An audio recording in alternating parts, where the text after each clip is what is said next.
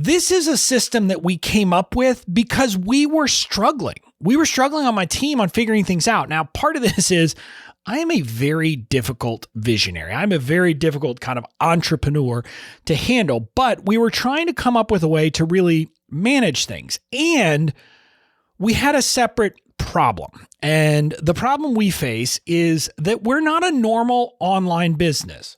We're not a normal online business because a lot of online businesses are built around the notion of launching or some kind of major revenue generating bump each quarter. So a lot of people are talking about doing kind of quarterly cycles and thinking through project planning on a quarterly basis and a major like revenue event each quarter and things like that. That's how a lot of online businesses think. And we started thinking about it. We said, well, it doesn't really make sense for us because we don't do launches. Welcome to the Certified Badass Online Marketing Podcast, where being a badass has less to do with what you wear and what music you listen to, and everything to do with whether you've got the thriving online business of your dreams. I'm your renegade thinking Harvard Law grad turned online entrepreneur host, Bobby Klinck. In my years building my thriving business, the most important lesson I've learned is that being a badass online marketer isn't about secret strategies or ninja tactics. It's about doing the basic stuff right and showing the F up. So each week here on the show, you'll get clear, easy to execute guidance on how to build your online business and a swift kick in the ass or two to make sure you're getting it done.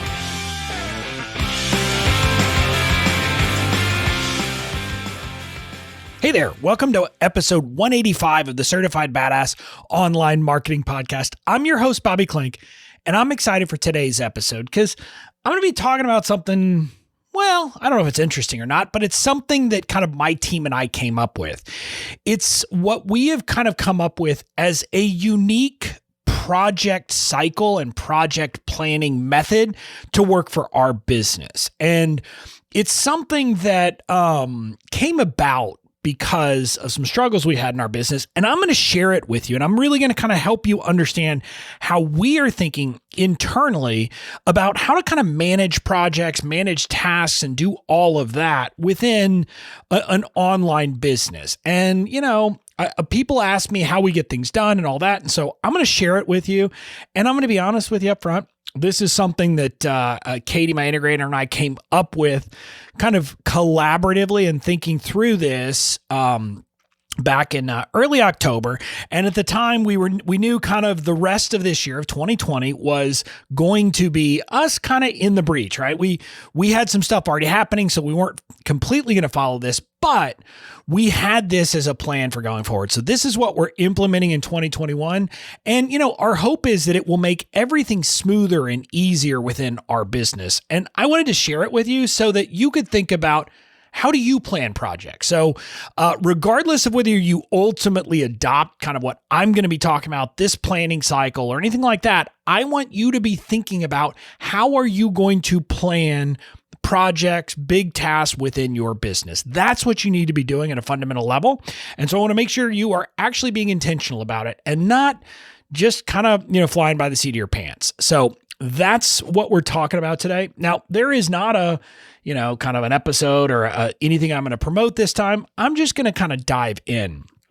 And I'm going to start by kind of giving, I don't know exactly the right word to put this, but kind of a caveat or something like, this is a system that we came up with because we were struggling. We were struggling on my team on figuring things out. Now, part of this is I am a very difficult visionary. I'm a very difficult kind of entrepreneur to handle, but we were trying to come up with a way to really manage things. And we had a separate problem. And the problem we face is that we're not a normal online business. We're not a normal online business because a lot of online businesses are built around the notion of launching or some kind of major revenue generating bump each quarter. So a lot of people are talking about doing kind of quarterly cycles and thinking through project planning on a quarterly basis and a major like revenue event each quarter and things like that. That's how a lot of online businesses think. And we started thinking about it. We said, well, that doesn't really make sense for us because we don't do launches. In 2021, as of right now, we have no launches planned at all. I mean, we'll do my event, Badass Online Marketing again. Not sure whether it'll be virtual or actually in person next year, but we're going to do an event. But other than that, we're not going to have any kind of launch that we can think of right now. So with that, we're like, okay, well, if that's the case, what do you do? And, there's different models out there that we looked at. One of them is called Agile Scrum, which if you've heard of Agile Scrum, it's a project planning method that is normally used like in tech and software. And the concept of it is basically that you do these sprints where it's like all hands on deck on your team to kind of do these sprints to make progress. There's one person who's in charge of it and is kind of managing everything, et cetera. And so you do that. But that's built, again, it tends to be for like teams. I mean, normally you would not do an Agile Scrum model, first of all, unless you were going to have probably 5 or more people working on a given project at a time. And here's the biggest thing about an Agile Scrum model.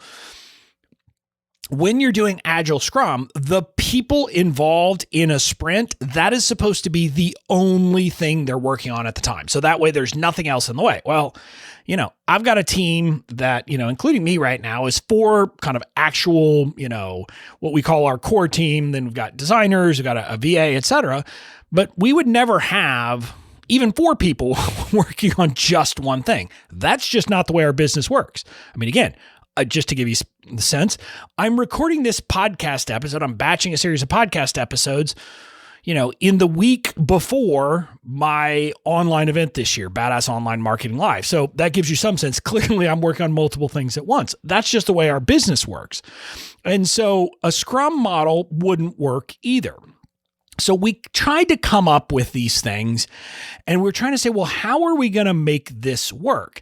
And the problem that we kept facing was that there's so many different things coming in our business.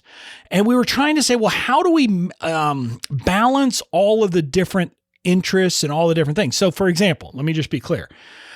Katie, my integrator, she is very focused and to her, like getting a lot of like the back end stuff in the business, the wiki for our team, the training stuff, all the SOPs, all the internal stuff. That's something that obviously she wants to get taken care of. And because I waited a bit too long in doing things, that stuff wasn't set up in my business. And by that, I mean, I waited too long to hire. And so there's that.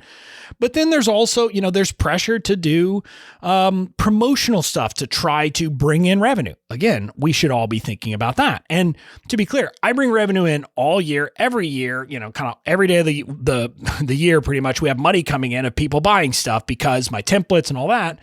But we do want to do promotions from time to time. Not full-on launches. We don't do those, but we do things where we try to say, oh, well, hey, we'll do a promo this month to bring in more revenue. Or we'll decide, hey, we want to kind of, completely redo some funnels that we have that are just happening in the background. Or, hey, we want to redo this and add on a bonus or something like that. We'll want to do things like that. Then we also, me being me, I want to add content and I want to add kind of things like that. We've been talking about adding big content projects for a while that haven't gotten done. And so we were trying to think about how do we manage all of this? And that's how we came up with this project cycle that we're going to talk about. And that I want to kind of lay out how we will be managing things. What we did in kind of a broader sense is we took pieces of like Agile Scrum and the notions of how do you do kind of product development, which is kind of what Agile Scrum is about. It's about software and things like that. How do you do that? But then we took our internal ways of doing things and put it together. So what we came up with is a couple of different things. We came up with the notion that we are going to think in terms of projects and then stuff that is not projects. So we call things either a project or there are kind of rogue tasks and recurring tasks. And let me break down what those things are. Rogue tasks are kind of like one-off things, like things that don't recur and are not part of a project. So it's kind of the catch-all. It's like, well, it's just a random thing. Like, for example, if I just, randomly decide that I'm going to, be a guest on a podcast for somewhere, that's just a rogue task. It's like, okay, well, hey, I'm going to be a guest on there. That's a task. So we have to think about that. But it could also be just the stuff that we're working on in the background. Like Katie always jokes, like, I've joked I want to write a book. Katie says, I ain't letting you do it. So it goes on my rogue tasks list. And rogue tasks are those things that, either it's like one-off things or it's stuff that's just on your thing that you want to do over time, but you only do it when you got nothing else you're working on. But then you got recurring tasks. And some of this is pretty clear. It's stuff that happens over and over and over again. So it's not like a big project. For example, my podcast episodes, right? These are recurring tasks. I have to record these on a regular basis and they recur. And there's really two kinds of recurring tasks. There's batchable recurring tasks, like my Tuesday podcast episodes. And those, ideally, we would say, hey, ideally, you're going to do a bunch of those together. You're going to batch them to avoid context shifting and all that. Context switching. The other kind, though, are what we call non-batchable recurring tasks. So this is things like for my VA, my daily inbox management, customer service, things like that happen all the time that we have to do and that you can't do in advance. And then anything that I have to be live for. So for example, my Friday live podcast, those are recurring tasks that cannot be batched. I mean, I got to show up live. I got to be live at noon on Fridays. I mean, that's just kind of the way it works. Now, I don't have to. I could choose not to in a week, but the task itself is that. And then we have project tasks. So again, you got project tasks, you got rogue tasks, and you have recurring tasks. And those are the different categories of tasks. And in our view, everything has to fit into one of those categories, like everything we do. And so, for example, now, like, just so you know, anytime something gets scheduled on my calendar, a task is created and it'll be normally a rogue task if it's just a random thing. But anytime something is on my calendar, it is a task because we just want to do it from a task management perspective. And that's kind of the idea. Now, with that background of tasks, projects, etc., what I want you to talk about now is we've kind of created some policies in our business, and you can choose to adopt these or not, but I think they're important. Number one, we will only work on one project at a time as an entire team. If something like represents a project, there can only be one of those happening at a time for the entire team. And we're doing that intentionally because we need to put some rules. Because Bobby is really, really bad about trying to do too much, about trying to say, oh, we can do this, oh, and that, and that.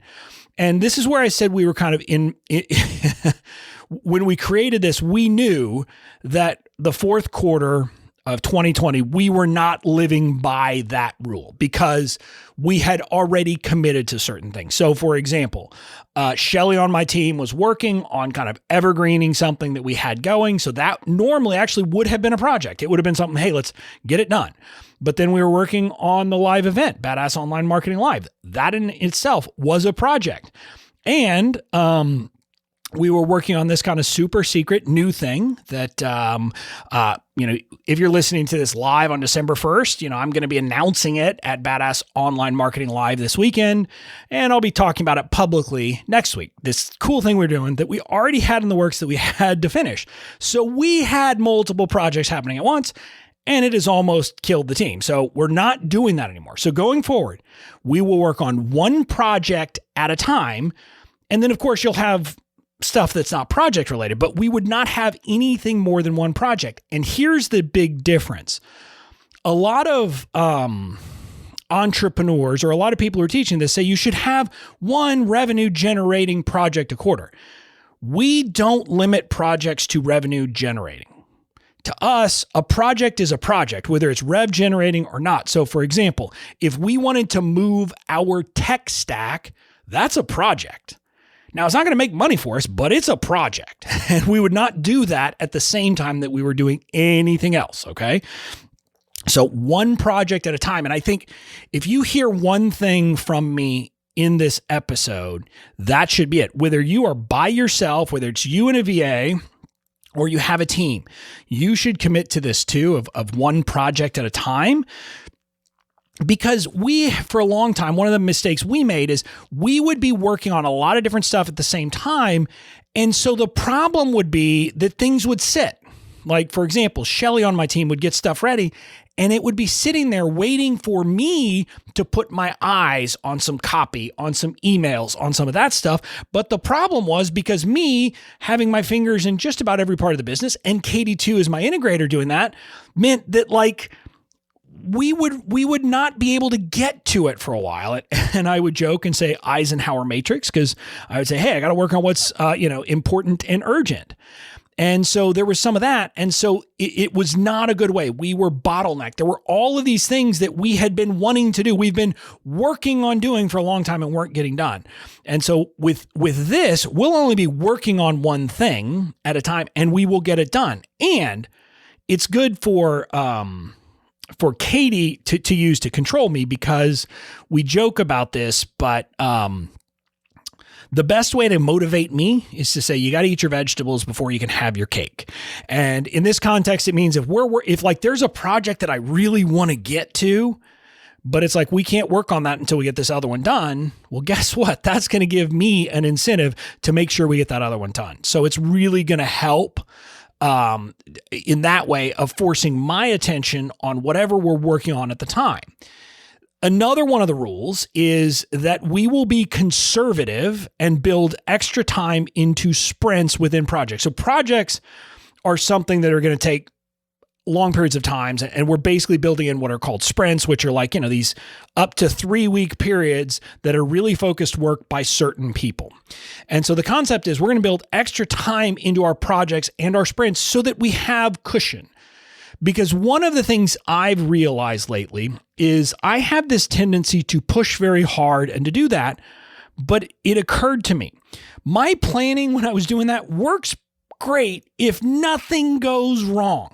But if anything gets in the way, all of a sudden I've got real problems. Basically, I'm inviting Murphy, as in Murphy's Law, into my world. So like, if I get knocked over or something causes a problem, either because let's say I got sick or I had to deal with a, kind of fire that came up that wasn't expected or something like that, all of a sudden that was creating problems for me and the team. So we said, well, that can't happen. We've got to build in some extra time.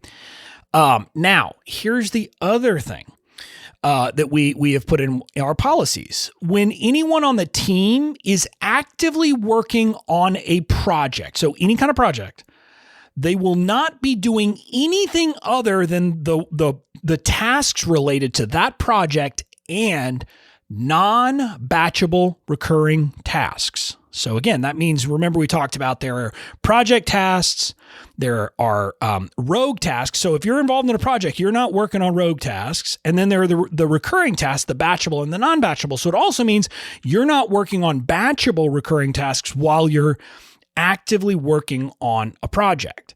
So the way that kind of works out brings up the next rule, which is that you will clear the deck.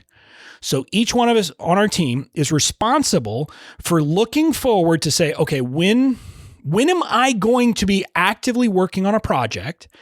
And in advance of that, I need to do sufficient, recurring batchable tasks. I need to batch out enough of those tasks in advance so that I can give all of my attention to the project. In other words, so that, on podcasts, let's use that as a very, very easy example. Let's say that I'm going to be involved in a project from January 1st to January 21st. Okay. Like, let's say I was going to be actively involved in that. Well, I would have to make sure that before January 1st, I had batched out enough podcast episodes so that I don't have to record any between January 1st and January 21st. So I've gotten ahead of the game. So that's kind of part of it. So this is part of making everybody looking and seeing, okay, what are the projects coming up? When am I going to be actively on it? Okay, I need to batch out in advance of that. And so that's kind of where that rule comes in. And then kind of the final rule is that when you're not actively involved in a task. So if it's a period when other people are working on a task, but you're not, because it just doesn't involve you. So for example, if we were in a task where we were to the point that they didn't need me to be involved because there's no content to be created anymore at that point. There's no, me being the face involved. So I'm not involved. At that point, my job is to focus on my rogue tasks, my recurring batchable tasks, getting those done, and then, just other stuff and a bit of downtime, a bit of like relaxing and giving myself a break. So those are kind of the background policies we set up. And that gives you a sense of kind of how the flow of things are going to happen. But the real magic, I think, is that we thought very strategically about projects. And we defined 3 different kinds of projects. And basically, we're going to kind of cycle through them, or that's the idea. That's kind of how we're going to do it. So the 3 different kinds of projects are, we have major projects, product enhancements, and internal improvements. So those are the 3 categories. I'm going to talk about what each one of them is, but I'm going to start kind of at the end there. Internal improvements. This is like working on internal workflows, policies, procedures, wikis, like that kind of stuff. Stuff that's like our internal teamwork. It could be about, just working on the internal stuff, because that stuff has to happen. And the problem is if we've realized if we didn't create a project type for this, that stuff would never rate as highly as the revenue generating stuff. And so it wouldn't happen. It would never get the entire attention of the team, but we recognize how important it is. So we said, okay, we've got to create that as a type of project. Then let's talk about product enhancements. This is thinking about how do we improve existing products. So an example of this would be like adding to existing products. So we're going to include, for example, adding new legal templates, creating new legal templates that then go into the library, the template library, but then also, are available for sale. And so these are things where it's like, okay, we can come in surgically, spend a couple of weeks on this and boom, we will have improved a product. So that's a product enhancement. It's not building something new, it's improving something that we already have by adding something to it, by making it better, by if we have to rework one little piece, something like that. So those are product enhancement projects. And then major projects are basically kind of everything else. So it could be anything from like a promo, which could be just a flash sale promo, or like, evergreening something. If we wanted to create a new product, that would be a major project.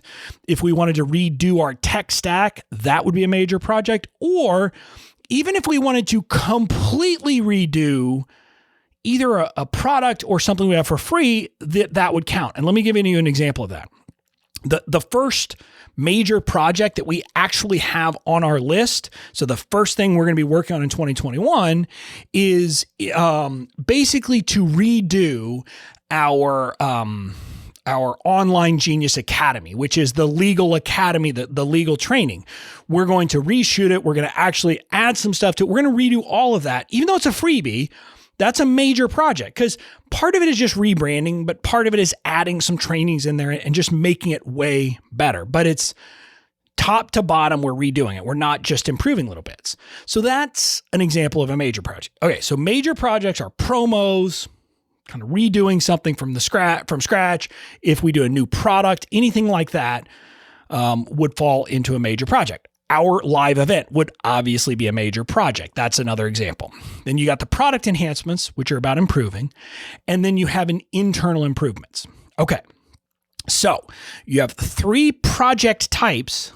And then here is the important thing. We have created what's called a project backlog for each type. And this is from Agile Scrum and the notion of the Scrum. This is kind of like if you have software, you have a product backlog, which are the things you want to add to your product, the features.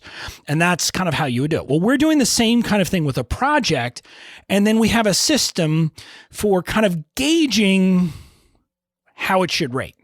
And that has to do with considering things like, hey, what is the likely impact on the business of this? How much time is it going to take? How much effort is it going to take? How ready is it to go? How much is it going to cost us if there's a cost involved? All of that stuff gets factored in, and then it kind of gives us a rating. And so here's the other thing of where we are different and where what I'm teaching is what we're going to do is very different than most people. That will kind of get assessed on an ongoing basis. So I'm sitting here at the end of 2020, or late in 2020, I should say, and I can't tell you exactly what our plans are for next year because it's a moving target. Because as things happen in the business, it's going to affect how the different projects rate and, how much impact, and we're going to learn things and we'll assess. And we may decide, hey, we thought this was the next project coming up, but when we look at it, no, because things have changed and here's why. So that's what I'm telling you. We are not going to buy into this notion that we're going to plan for an entire year. Now, I'm not against annual planning. I think it's an interesting concept. I don't mind it. But I'm just going to say most of us online entrepreneurs are not at a place where we have enough history and enough data and enough kind of, past to say, okay, here's exactly what we're doing. Here's exactly how things are going to happen. And we're not going to have to change it because we're going to have to pivot. All of us have to pivot. If this year didn't prove that, I don't know what will. So we're constantly assessing it. So now that I've given you all of that background, I'm going to talk through the cycle that we're going to go through because I had to give you all this to go through the cycle. Our cycle will start with planning. And this is a 2 to 3 week period that we will basically do a retrospective. And this is like largely Katie, my integrator, and I will kind of do look back at the last project cycle and say what worked, what didn't work, who was working too hard for too long. What did we mess up? What can we learn? We're going to do a debrief. Like a lot of people do debriefs of launches. We're doing debriefs of cycles and of projects to figure out what was working and what wasn't, because we want to constantly improve this. Okay. So that's part of it. Then we will assess, do we need to change the project backlog? Do we need to change how things are rated and kind of change up what our plans are? Now, we're probably not likely to change the next project, but we might say, okay, but we need to reassess this, and then the other stuff is going to get pushed off. So we do that. Then we'll kind of plan out what's going to happen in the projects, because each cycle we will do one major project, one product enhancement cycle, and one internal improvement cycle. And the major project will tend to be the big one. It will involve multiple sprints. So it'll be anywhere from 1 to 3 months on average is how long it'll take to do that. And we will plan that out and we'll figure it out. And let me explain how we would kind of break down this kind of a project. So I will use our live event, which is coming up as you're listening to this, hopefully this weekend. We did this with our live event and we came up with 3 sprints. They were 3 weeks each. The first one was basically getting everything ready. We had to get swag, we had to do promo, we had to do all of these things. We had to kind of do all this background stuff. Then the second major period was about creating content. It was about figuring out what we were going to say, how we were going to say it, all of that, getting all of that stuff done. And then the third sprint, another 3-week period, was kind of getting all of the tech, all the back end and all the loose ends tied up. So that gives you a sense of how you might do a sprint. Now, if you were doing a sprint for a new product, it might start with planning, then content, then promo, for example, is how you might break it up. But you'll have to figure out how you break up an individual project and to do it. But ideally, what our view is, we're going to break it up into probably 2 to 3 sprints, which are 3-week periods normally, where one or two people are really working their tails off and other people maybe are supporting a little bit, but it's not really them. So creating content for like an event, a product, that's still largely me. But it would be me with a VA, for example. Promo, that's Katie, because Katie is in charge of our growth team. So she would be in charge during that sprint. Fulfillment, so if there's a period of getting all of the stuff ready to actually deliver the product, that would be Bobby Joe on my team, because that's what she is in charge of. So the notion is we would do it, and hopefully the idea would be that you're not going to be actively involved during successive sprints, if that makes sense. So I wouldn't actively be involved for a 6-week period. I would be 3 weeks on and then 3 weeks off, so that you kind of have this on-off, you're sprinting or you're not period. So we during this planning period, that's where we plan out the sprints. And in trying to do that, we're trying to figure out how do we do this so that people are not crazy busy and sprinting for 6 weeks straight. So that's part of that. And then during the planning period, everybody on my team who will be actively involved in the first sprint is going to be clearing the decks, getting all of that pre-work done so they have their time. Then we move into the major project. Then after the major project, we will do a kind of a 3-week period for a product enhancement, and then a 3-week period for an internal improvement. So that's how we're going to be going about things. And then from there, we take a week off, and then we go back into the planning. So that's kind of how it's going to flow for us. And the reason we wanted to do this was because we wanted to make sure that we weren't constantly saying like, okay, how do I create a new product, or how do I promote something new?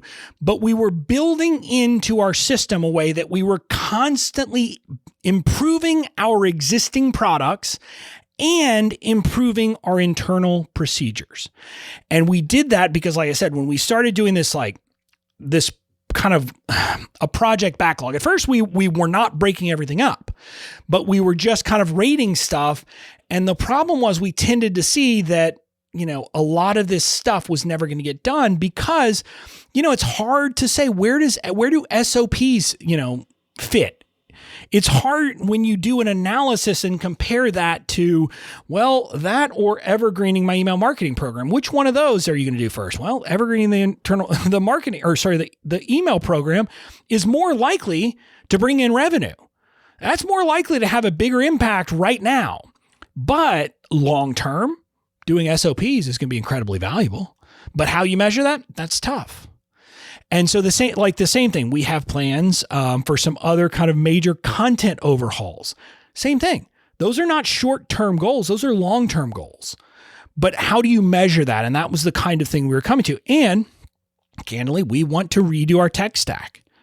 But I'm just going to be honest with you. If we put like redo your tech stack, that will never rank up there with major revenue generating projects.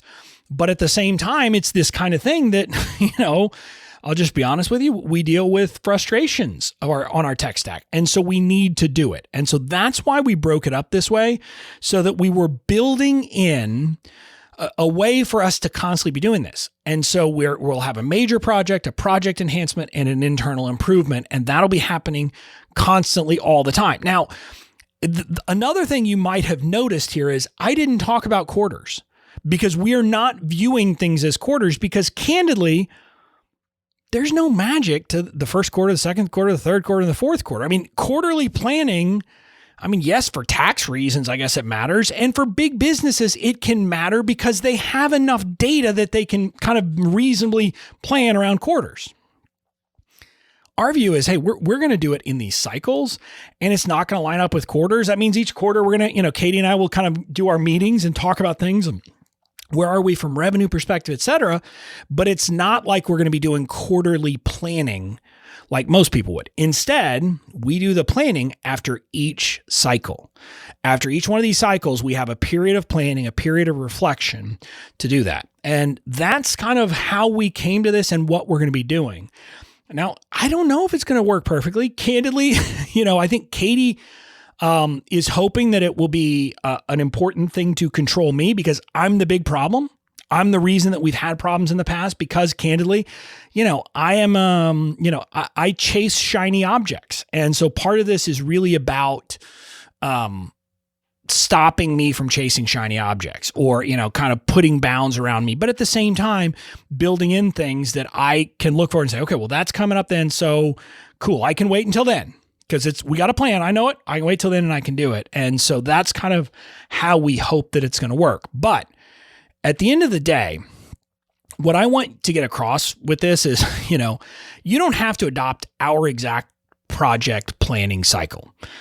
I don't really care what project planning cycle you adopt. My point is, hopefully you get from this that we have put a lot of thought into it. And the reason we have is it's that old adage that, a plan is worthless, but planning is invaluable. In other words, we know, Katie and I know, we're going to have to improve even this project cycle and this project planning method as we go.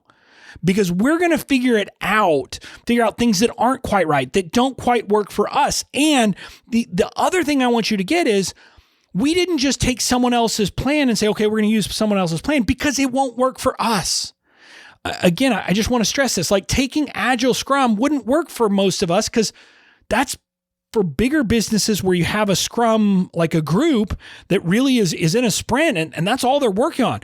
I don't know about you, but I am literally never in a point in my business where I'm only working on one thing. And to expect me to do that for multiple periods of time would be tough. And we don't have a big enough team.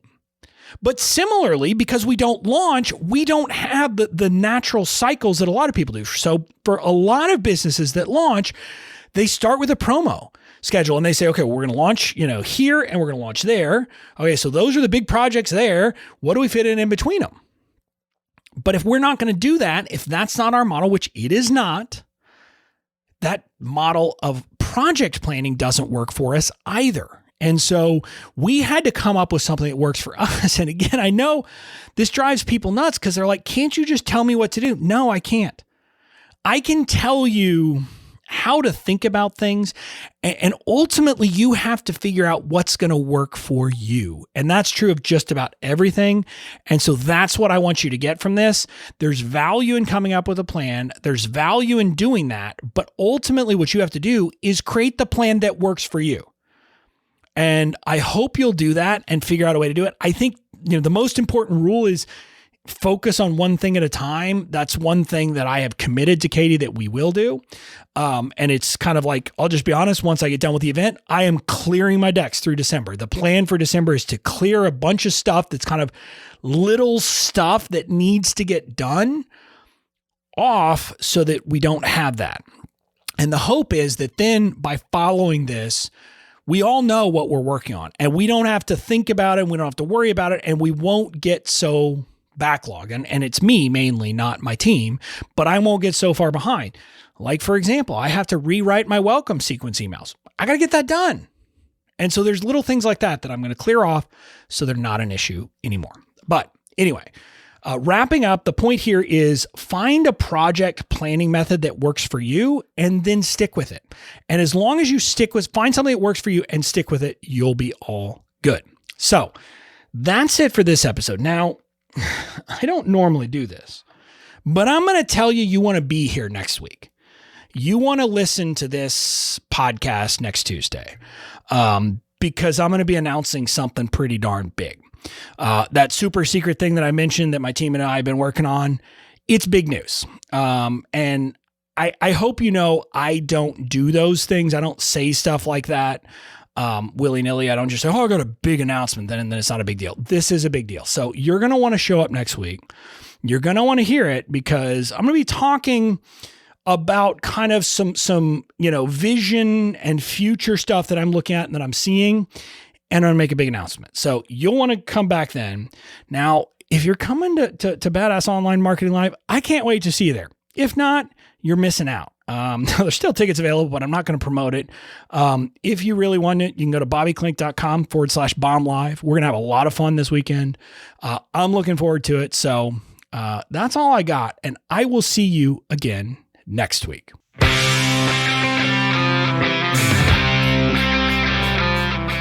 That's it for this episode of the Certified Badass Online Marketing Podcast. Make sure to tune in next time.